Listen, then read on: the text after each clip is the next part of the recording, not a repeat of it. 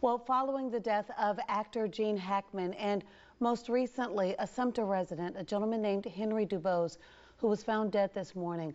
Alzheimer's is a huge topic, and Hannah, it's one that we work to kind of normalize the conversation because every situation is so different for each family. That's right. You have to talk about it to bring awareness to it. And in South Carolina, close to 12% of people over 65 have Alzheimer's.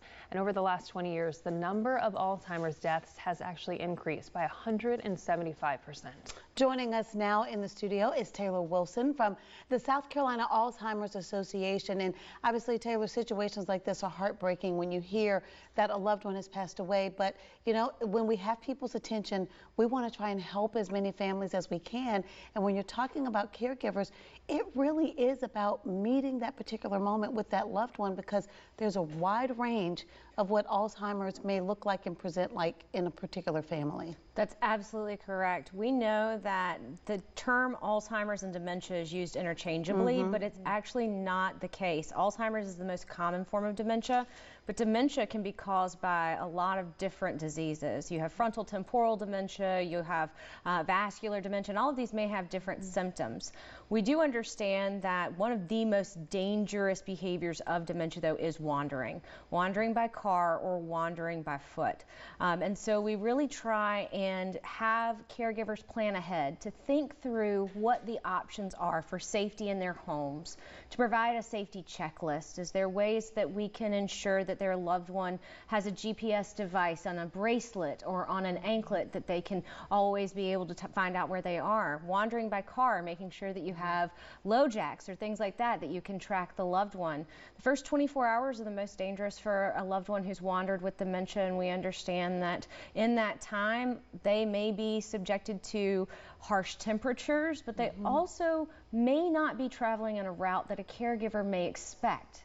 We have to think about where they are in their own memory. If they're trying to get home but they're from North Carolina, maybe they're going up instead of east.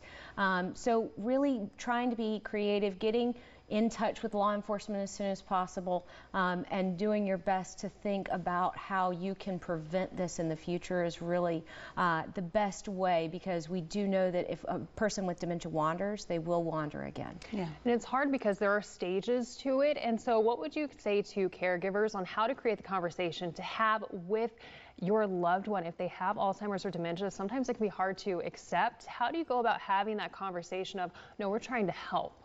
So I think that caregivers have to be prepared for difficult conversations, because essentially what their loved one has been told is that they have a terminal disease. And not only is this terminal, there are 0 survivors of dementia, but they're actually not going to be able to operate with their cognition for very long. And that's very difficult. But on top of that, we also have to have conversations about you're not going to have your independence. And that can be very challenging for someone. The Alzheimer's Association provides training on having difficult conversations with your loved one. We also recommend that you work with all of your family. Don't try and just do this alone. As a care partner, as a mother or father, you may feel like you need to protect your grown children from this. Please don't. Include the entire family, because building that support network from the beginning is really a key component of this. You know, you have to kind of leverage things like technology, you know, air tags maybe on wallets and other things that they may get frustrated losing, and being able to tap into those different resources. What kinds of resources are available to families in South Carolina? Because sometimes people are open to getting help, they just don't know where to get it. Absolutely. So the first thing that I would say is there are a lot of counties in South Carolina that have a wandering prevention program called Project Lifesaver, where your loved one is outfitted with a wristband and they are able to track your loved one using radio waves for up to a mile through sagebrush, like all of that. It's incredible. And so especially in our rural communities, that can be incredibly helpful.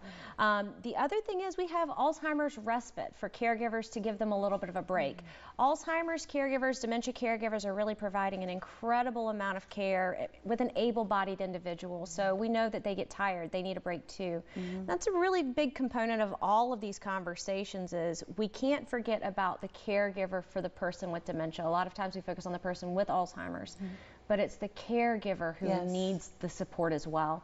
And so ensuring that a caregiver is checked on, that a caregiver is given an opportunity to take a break. All of those things are available. You can visit alz.org/SC or the South Carolina Department on Aging to find out more. Your local area agencies on aging have information on it, but more than anything, the importance is on reaching out. Do not wait until it's a crisis. Yes. Come to the resources before. And if it takes going to a neighbor, start there.